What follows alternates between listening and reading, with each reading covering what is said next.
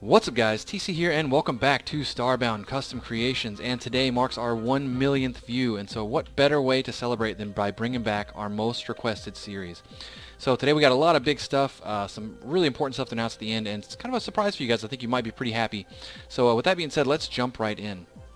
So we have a big theme going on with today's episodes, and that's kind of basically it's a hybrid elemental weapon. So most weapons you find in the game are one element. So you have like a fire sword, it's going to do fire damage, and its secondary is also going to be fire. So all these weapons here have mix. So some might be fire and ice, some might be fire and electric, some might be poison and electric. They're all mixed, so that's what I really like about them.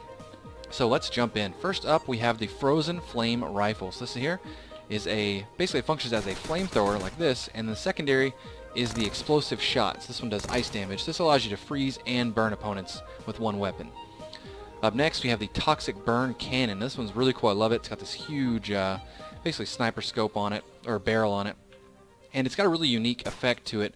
As you'll see there, it's got this big acid shot with a grenade launcher secondary that does burning effect.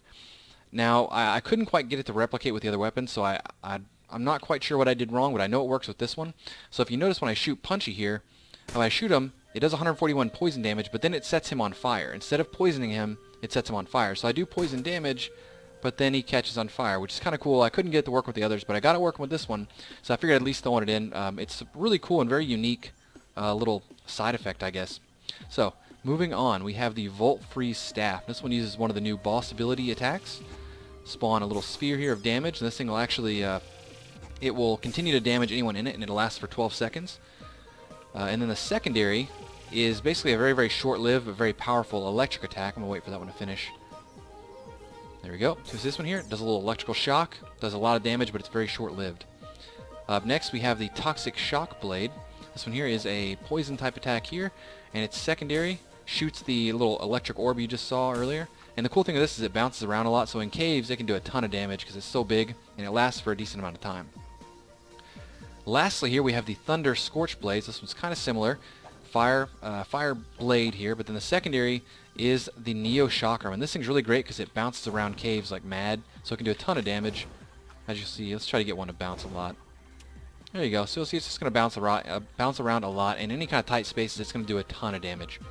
So, moving on, we have some really big surprises here. I want you guys to, you guys have been asking me for a long time for custom creations on monsters, and I've been working on it, and I think just now recently in the 1.2 update, we now have the ability, I think, to do it. So I've been working around on it, and so far I've managed to make some monsters that normally aren't catchable. So here you'll see I've got the little pet ape thing here.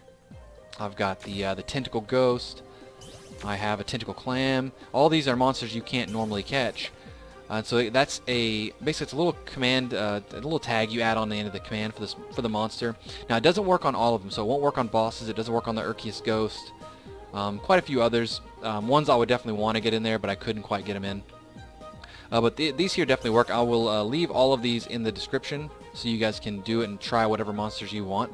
Another thing that's really cool is I've been working on trying to get entirely custom monsters made. So how far I've gotten into it is I've gotten to the point where I can spawn in monsters that look the same. So you'll see here, you're going to notice all these guys have the exact same coat, like the same color scheme, right? So I'm working on it, but it's not easy at all. I'm still, basically no one's there really to teach us how to do this thing, so we kind of have just figured out on our own. But so far I've at least got it where I can spawn them in and they're always the same color. And eventually I think I'm going to get it where they all have, I'm going to be able to differentiate their attacks and their looks and everything. So yeah, I'm super excited about it. I'm just really pumped. I've been burnt out with work a little bit lately. I've been really busy, so that's kind of why we have these like weird periods where I don't upload anything, and you know. So anyways, that's going to wrap up today's episode. Hope you guys enjoyed it. Please rate, like, comment, subscribe, and I'll talk to y'all later.